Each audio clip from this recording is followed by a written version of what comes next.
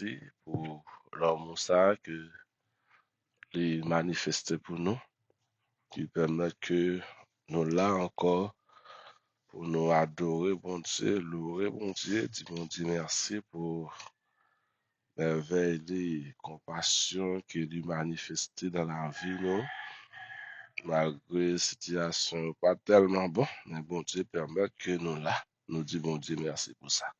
Une fois de plus, nous saluons nous toutes et nous saluons tous les amis nous qui toujours avec nous chaque matin, qui branchent, pour capable de tenter, apprendre la parole bon Dieu. Nous saluons et nous souhaitons bon Dieu permettre que vous passiez une très bonne et agréable journée en bas protection de grâce de Dieu.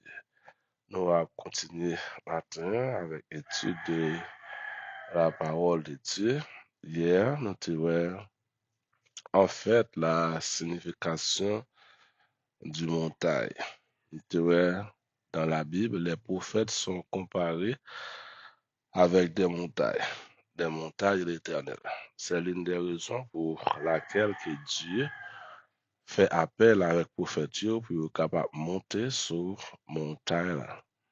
Dieu te fait appel avec Abraham pour qu'Abraham te monte sur montagne là, pour t'offrir Isaac comme sacrifice, montagne de Morija. Nous te également que Dieu te fait appel avec Moïse pour que Moïse te monte sur montagne là. Et là, Moïse t'est passé environ 40 jours, 40 nuits avec l'Éternel. Nous te Élie également te monter sur Mont Carmel. Bon, je t'ai fait le monter sur montagne de Mont Carmel. Et nous pourrons louer encore le plus grand prophète des prophètes, à savoir Jésus-Christ. C'est lui-même était rendez-vous avec montagne. Il est toujours allé souvent à la montagne. En fait, que même la dernière prédication de Jésus, c'est ce qu'on appelle le sermon sur la montagne. La béatitude de Jésus-Christ est prononcée sur la montagne des Oliviers. Je dis, nous pourrons aller ensemble avec moi et le messager de la bonne nouvelle. Le messager de la bonne nouvelle. Si je ne m'attends, c'est le messager de la bonne nouvelle. Il y a également, nous disons, montagne en fait est considérée également comme la base de l'évangile. À cause de Ésaïe 52, le verset 7, le messager de la bonne nouvelle. C'est ça qui, en fait, fait nous considérer que montagne, disons, c'est la base même de l'évangile. Ouais, comme nous dit, nous après matin, le messager de la bonne nouvelle. Bonne nouvelle, nous tous connaissons bonne nouvelle, mais c'est pas bonne nouvelle que peut-être il y a porté nous, il y a dit nous chaque jour, mais c'est peut-être ça, c'est bonne nouvelle de la parole de Dieu. Bonne nouvelle ou l'évangile vient du mot hébreu Bessora. Bessora, c'est le mot hébreu qui traduit bonne nouvelle. Ça nous donne également en grec évangélion. Évangélion qui signifie l'évangile. Le mot hébreu qui traduit l'évangile là, c'est Bessora. Et puis, le mot grec qui traduit là, c'est évangélion, qui signifie l'évangile ou bien la bonne nouvelle. La bonne nouvelle de la parole de Dieu. Comme nous dit, l'évangile vient directement du texte que nous joignons dans Ésaïe 52, le verset 7, qui dit qu'ils sont beaux sur les montagnes les pieds du messager de bonne nouvelle. Les pieds du messager de bonne nouvelle, c'est Jésus-Christ. On peut aussi les traduire par les pieds de l'évangile ou les pieds de l'évangéliste. Les pieds de celui qui annonce l'évangile. Une bonne nouvelle à Sion. Et les prophètes qui annoncent cette bonne nouvelle précisent également la nature de cette bonne nouvelle. Tous les prophètes qui annonçaient également cette bonne nouvelle yo préciser nature bonne nouvelle ça.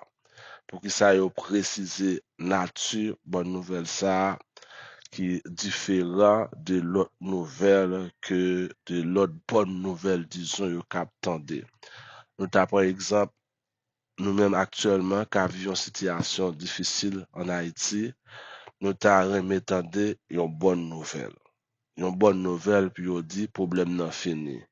Une bonne nouvelle puis on dit problème gang qui empêche moun marcher a fini. Une bonne nouvelle puis on t'a dit que tout le monde qui dans la rue yo entre la caille yo. Ça ce sont des bonnes nouvelles. C'est ça de faire pour faire la différence. Le prophète, les hommes, le montagne que Dieu construit pour annoncer cette bonne nouvelle, il fait la différence entre bonne nouvelle qui a venir de part et d'autre qui peut être annoncé une solution temporaire pour situation qui y a vivre là. Prophète a annoncé qu'il y a une différence entre cette bonne nouvelle n'est que la parole de Dieu. Et il a précisé la nature bonne nouvelle ça. Et c'est l'une des raisons qui permettent que nous pourrons joindre Jésus est apparu avec cette bonne nouvelle. Qui est-ce qui paraît avec bonne nouvelle ça? C'est Jésus. Prophète, il a annoncé la naissance du Messie. La naissance du Messie, c'est la naissance de Jésus-Christ.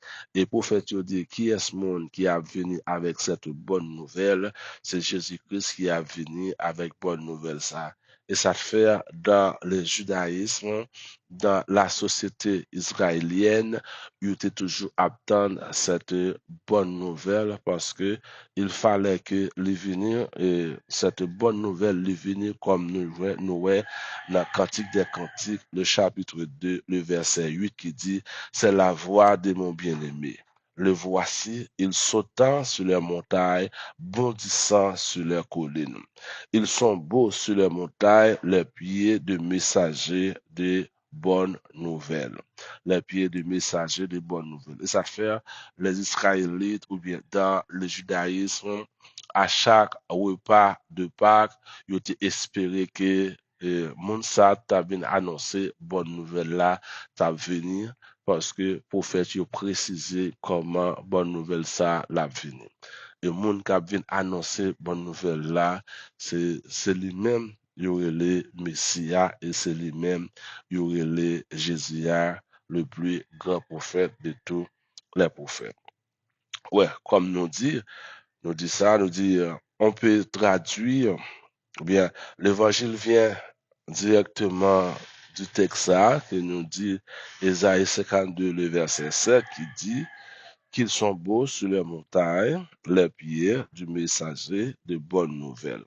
On peut traduire les pieds par le pied de l'évangéliste, les pieds de celui qui annonce l'évangile, une bonne nouvelle à Sion et le prophète qui annonce cette bonne nouvelle précise, comme nous disons, la nature de cette bonne nouvelle. Et Jésus-Christ est apparu avec cette bonne nouvelle. Jésus annonce une bonne nouvelle. Amen. Jésus-Christ annonce une bonne nouvelle. Bonne nouvelle que yo t'attend dans le judaïsme. Bonne nouvelle également, les amis du juif t'attendent. Et Jésus-Christ paraît pour nous parler comment Jésus-Christ a annoncé cette bonne nouvelle. Oui, Jésus-Christ est apparu avec cette bonne nouvelle. Jésus annonce une bonne nouvelle. Premièrement, Jésus annonce la paix. Amen. Jésus annonce quoi? La paix. Et le peuple d'Israël était dans une situation, il était besoin de la paix. Tout comme nous, les Haïtiens, actuellement, nous t'avons une bonne nouvelle tomber dans le pays, pour t'a dit, pays a gagné la paix. Moun ka circuler, jan yo vle. Moun ka sorti dans la capitale là, ou aller dans toute commune, ou aller dans tout département yo. Nous pas espérer une bonne nouvelle comme ça. Jésus-Christ qui a annoncé là, la paix. Mais pour déplacer ce Port-au-Prince pour aller dans la ville provinciale, il faut que la paix. Si pas que la paix, on peut pas traverser Matissan. On peut pas traverser Carrefour. Nous comprenons? Diaspora yo, qui a vécu dans le monde entier, qui c'est haïtien, qui est attaché avec haïtien, avec pays yo t'a remis une bonne nouvelle. La paix, pas ça?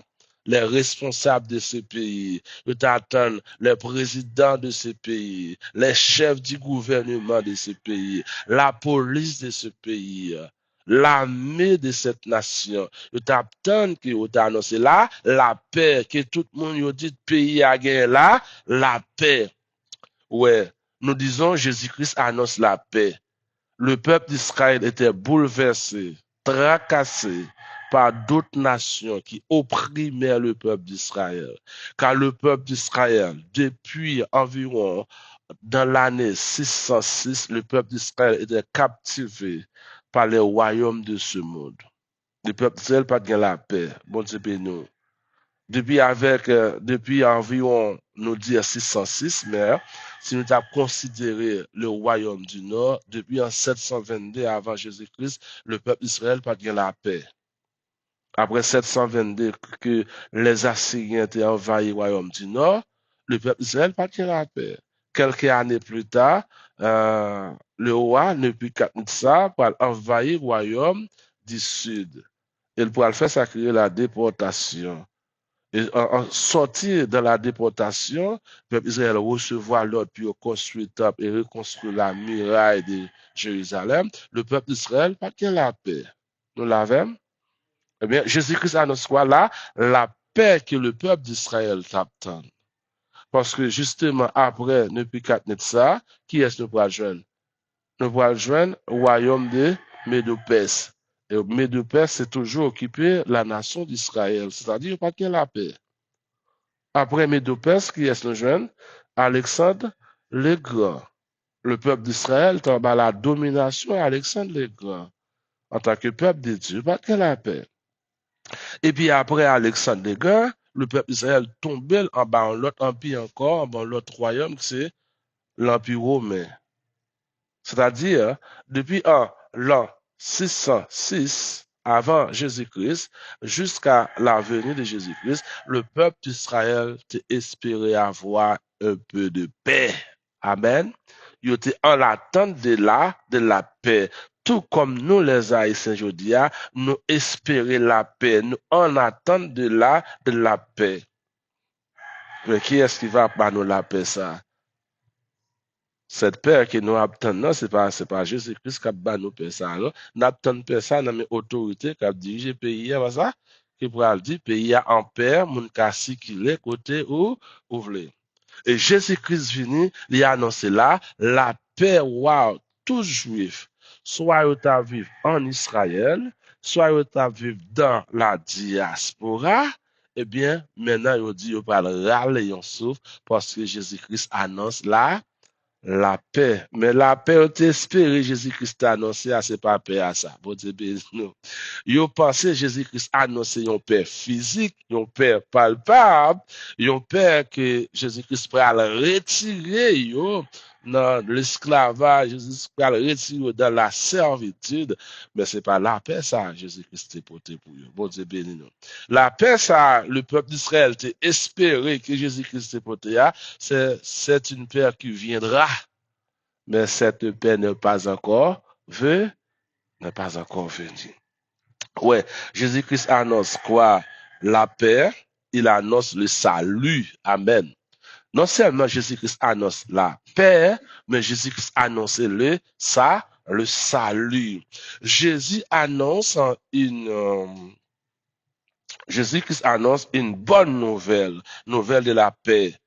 Il annonce la paix, il annonce le salut, il annonce la vie éternelle. Wow. Ça, le peuple d'Israël peut espérer la vie éternelle. Non seulement Jésus-Christ annonce la paix, il annonce la vie, il annonce le salut, mais il annonce également la vie éternelle.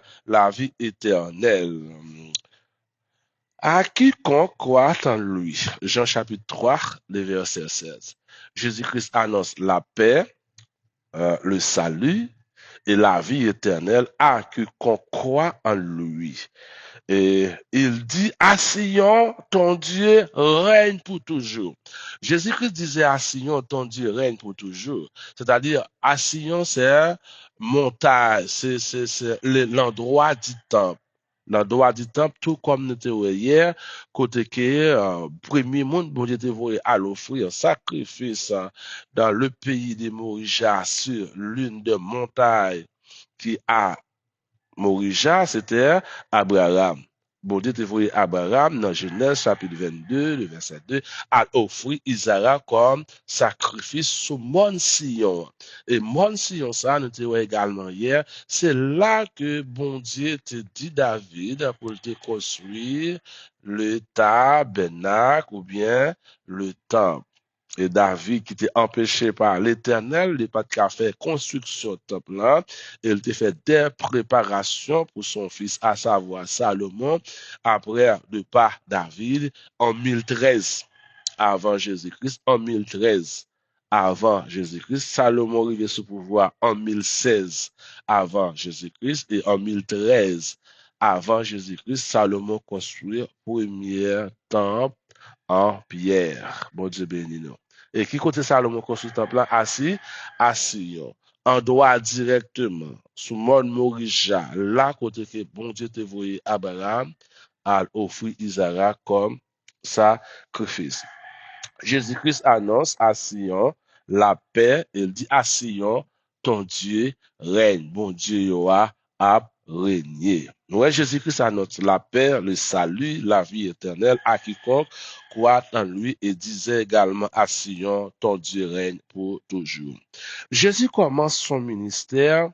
Jésus commence son ministère avec les évangiles. Les évangiles, disons, s'il vous plaît, Matthieu, Marc, Luc et Jean, les évangiles. Car l'expression les évangiles vient avec les textes que nous retrouvons dans les évangiles. Qui texte? Il y a un texte que nous trouvons dans les évangiles qui disant, à partir de ces moments-là, ça veut dire à partir de son baptême, Jésus commence à prêcher en disant, repentez-vous car le royaume de Dieu s'est approché. Le royaume de Dieu est proche. Matthieu chapitre 4, le verset 17. Jésus-Christ commence à prêcher. Mais qu'il est Jésus-Christ commencé à prêcher? Jésus-Christ commençait à prêcher à partir de son baptême. Lorsque Jésus-Christ finit de recevoir baptême de la part de Jean-Baptiste, et l'Esprit de Dieu dirigeait Jésus-Christ dans le désert, et là, Jésus-Christ va le passer, tout comme Moïse a passé 40 jours, 40 nuits sur la montagne, dans la présence de Dieu. Jésus-Christ pourra le passer également 40 jours, 40 nuits, cette fois-ci pas sur la montagne, mais dans le désert que la Bible considère comme la demeure de Satan. Et après avoir jeûné 40 jours, 40 nuits, Jésus-Christ commençait son ministère.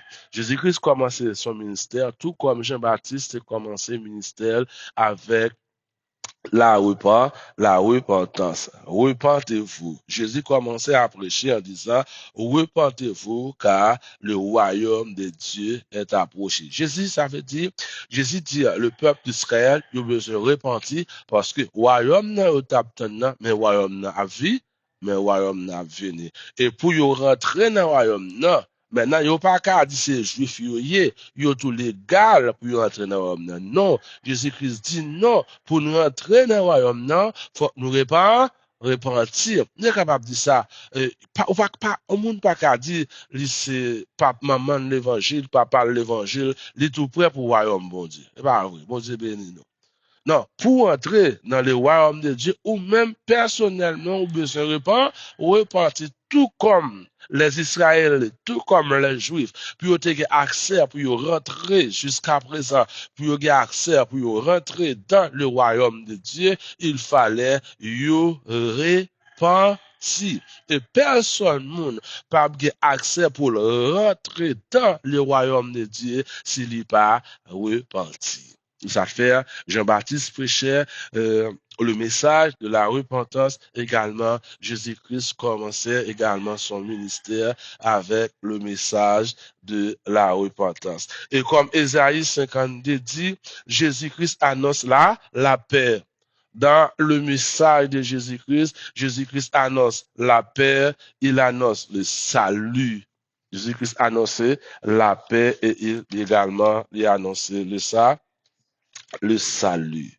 Ouais, Jésus annonce la paix et le salut. La paix côté le peuple d'Israël t'attend, le salut qui c'est la vie, tout comme le peuple d'Israël t'attend. Mais également ce message, il peut pas été seulement pour le peuple d'Israël à cause de ce passage que Jésus-Christ nous joint dans Jean chapitre 3, le verset 16. Jésus-Christ dit, message ça, c'est pour tout le monde qui confesse, qui reconnaît lui comme Seigneur. Maintenant, paix et salut en hébreu est presque synonyme. Paix et salut en hébreu, sont presque synonyme, sont presque semblé. Allez, Mashiach Yeshua, Mashiach Yeshua, Mashiach Shalom. Bon Dieu béni nous. Mashiach Yeshua, Mashiach Shalom. Yeshua, c'est le nom de Jésus. Yeshua, c'est le nom de Jésus. Shalom, c'est plus que la paix. Shalom, c'est plus que la paix. Shalom vaut plus que la paix. Ouais. Shalom, c'est plus que la paix. Lorsqu'on parle de shalom, on voit le bonheur, la perfection, la sainteté. Amen. Lorsqu'on parle de shalom, qu'est-ce qu'on voit? On voit le bonheur. C'est-à-dire shalom signifie le bonheur. Shalom signifie la perfection. Shalom signifie la sainteté. Est-ce que nous là? C'est de vous dire shalom, ouais, le bonheur. De vous dire shalom, où est là la perfection, la sanctification. De vous dire également la santé, où est également shalom. Vous avez dit Mashiach shalom. Mashiach shalom signifie le bonheur, la perfection et la santé. C'est l'une des raisons qui pousse Jésus à guérir les malades et à chasser les démons, à purifier les lépreux. En faisant tout cela, Jésus a accompli la prophétie sur Shalom, sur Mashiach Shalom, qui est justement là, la paix. Jésus-Christ a apporté là la paix. Mashiach Shalom, c'est la paix, la santé, la guérison. C'est ça, Jésus-Christ a apporté pour la nation d'Israël. Mais pas seulement pour la nation d'Israël, mais Jésus-Christ hypothèse ça pour qui est pour le monde entier. Jean 3, verset 16, qui dit car Dieu a tant aimé le monde, il a donné son Fils unique, afin que quiconque croit en lui ne périsse point, mais qu'il ait la vie éternelle. Je dis à la combien de monde qui t'a aimé Mashiach Shalom? La santé. Mashiach Shalom, c'est la santé. Mashiach Shalom, c'est la perfection. Mashiach Shalom, c'est le bonheur. Monde qui perd du bonheur. Hein, Mashiach Shalom. Mais qui est-ce qui est capable de nous Mashiach Shalom, c'est Jésus. Mashiach Yeshua a porté Mashiach Shalom. Ma dit ça encore pour nous. Mashiach Yeshua apporte Mashiach Shalom. C'est-à-dire Jésus-Christ a apporté la santé, le bonheur et la perfection. Ouais. Shalom veut dire aussi restaurer, la restauration. Mashiach Shalom signifie la restauration. Mais qui le restaure son bagage qui pas bon. Ou restaurer l'état altéré avant. Par exemple, nous avons aimé Haïti restaurer, n'est-ce pas vrai? Nous avons parlé d'Haïti longtemps. Haïti, c'était la belle des Antilles. Maintenant, est-ce qu'Haïti est toujours la belle des Antilles? Non. Nous avons aimé, bon Dieu, ou bien Jésus-Christ fait une restauration pour Haïti. Mashiach Shalom, ça veut dire la restaurer. Restaurer l'homme dans sa plénitude. Restaurer l'homme dans sa dans sa plénitude. Nous pas t'arriver, bon Dieu, restaurer nous dans toute plénitude. Par exemple, je dis à la il y a des gens qui manquent un pied, mais dans un bon Dieu, pas de gens qui manquent un pied. Il y a des gens qui manquent les yeux, mais dans un bon Dieu, pas de gens qui manquent. C'est pour la restauration, plénitude. Shalom signifie aussi la plénitude. Shalom également signifie la plénitude. Restaurer l'homme dans sa plénitude. La restauration d'esprit, âme et le corps. Jésus-Christ restaure l'homme d'une manière générale, dans sa plénitude. Jésus-Christ restaure âme, le restaurer corps. C'est ça de faire, nous, Jésus-Christ guérit un pile malade et les chasser un pile démon. Par conséquent, non seulement Jésus annonce le salut, le salut c'est la vie éternelle pour tout le monde qui recevra Jésus-Christ. Mais Jésus-Christ a annoncé la guérison, mais aussi il a manifesté sa puissance en guérissant tous ceux qui sont sous la puissance de l'ennemi. Jésus-Christ guérit tout le monde qui est en bas la puissance de l'ennemi. Maladie parvient de Dieu. Bon Dieu béni nous. Persécution parvient de Dieu. Si maladie te vient de Dieu, Jésus-Christ pas guérir le monde qui est malade. C'est parce que maladie sorti qu'à ennemi. Maladie a sorti qu'à adversaire. Maladie toujours provoquée par des adversaires, toujours provoquée par des démons. Jésus-Christ les guérit tout le monde qui est malade, tout le monde qui est là sous la puissance de l'adversaire. En agissant ainsi, Jésus prouve qu'il était véritablement le Messie. Amen. Le Jésus agit comme ça, lui prouver que c'est lui-même qui est véritable Messie. Oui, prophète, avant Jésus, il était qu'on guérit malade, mais il pas qu'on guérit tout malade. Oui, prophète, avant Jésus, il était qu'on chasse des démons, mais il pas qu'on chasse tout démons. Mais Jésus, il guérit toutes sortes de maladies, lui chasse tout démons, et Jésus restaure l'homme. Shalom, mais nous avons dit, Mashiach, Shalom. Jésus restaurer corps, lui restaurer l'homme. C'est ça faire, Jésus-Christ venu, même Jean, prophète qui t'a annoncé il était venu pour te annoncer la paix. Non seulement annoncer la paix, mais il porter la paix et la délivrance, non seulement pour la nation d'Israël, mais pour le monde entier. Il annonce cette bonne nouvelle à Sion. Sion, ton Dieu, règne. C'est ce que nous appelons le royaume de Dieu. Le royaume de Dieu qui est justement, selon l'apôtre Paul, qui n'est pas de manger et de boire, mais la justice, la paix, la joie par le Saint-Esprit. Romains chapitre 14, le verset 17. Le royaume de Dieu est différent du royaume de ce monde. Le royaume de Dieu est différent des royaumes mondes-là. Le royaume de Dieu viendra et restaurer l'homme dans toute son intégralité. Jésus-Christ, lorsque le royaume de Dieu après venir, il pourra restaurer l'homme dans toute intégralité. L'évangile, c'est la délivrance et la liberté. L'évangile apporte la délivrance et la liberté. Parlant de ça, mais c'est toujours une promesse. Le royaume de Dieu n'est pas encore établi. La paix n'est pas encore établie. Le peuple d'Israël toujours attend la paix. Si Jésus-Christ portait la paix dans le premier venir pour le peuple d'Israël, pas d'avoir la guerre comme ça en Israël. Son promesse de paix, on dit béni. Une promesse de paix.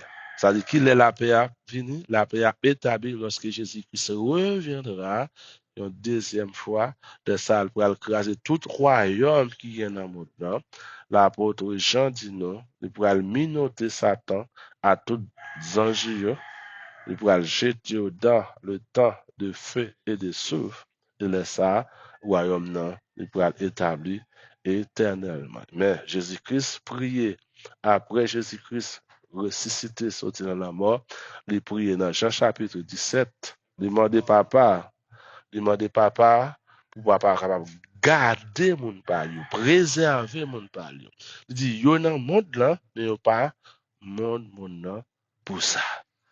Vous comprenez? Le monde pas gain la paix, mais le monde qui marche avec Jésus gain la paix ou gain la restauration. Bon Dieu béni nous. Vous comprenez? Nous étions là pour maintenant espérer que bon Dieu est capable de toucher nous et jeter grâce et bénédiction à nos prières. Seigneur, nous te remercions, nous bonne gloire, nous bas honneur, louange, adoration pour même seul au mérité. Merci pour grâce, merci pour faveur et merci pour bénédiction que vous accordez nous. Merci de ce que tu permets que matin nous sommes capables là, pour nous capables de partager parole ensemble avec serviteurs, servantes. Esprit grâce ou capable de couvrir, faire connaître au côté la paix, au côté la joie, au bail le salut. Oui, Seigneur, paix que au bail là, Seigneur, nous pouvons connaître véritable paix, mais ou demander papa pour que moun pour yo, ou di capable de garder yo et préserver yo dans le monde ça, en attendant qu'on retourne pour venir chercher. Aidez-nous, Seigneur, pendant que le monde bouleversé, tracas, difficultés à droite, à gauche, mais nous, cap marcher avec vous, nous connaissons pas besoin de peur parce que vous demandez la paix pour nous, mes papa. Tant pis, serrez-nous, cachez-nous, barrez-nous, couvrez-nous. C'est comme ça nous prions au nom de Jésus. Amen.